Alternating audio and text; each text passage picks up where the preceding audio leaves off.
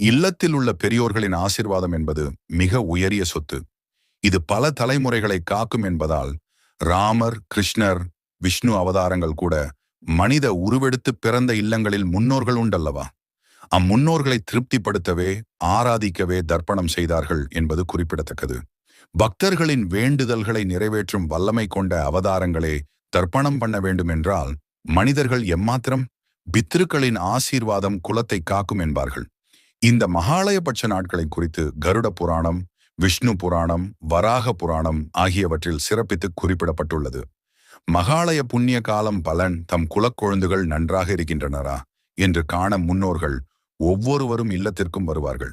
பித்ருக்கள் மனம் மகிழ்வடையும் பொழுது வழங்கும் ஆசிகள் இல்லத்தில் கவலை அளிக்கக்கூடிய திருமணத்தடை, புத்திர பேரின்மை, கடன் தொல்லை, மனக்கவலை, நவக்கிரக தோஷங்கள் ஆகியவற்றை நீக்கி மன அமைதியையும் நிம்மதியையும் அளிக்கும் என்பது நம்பிக்கை.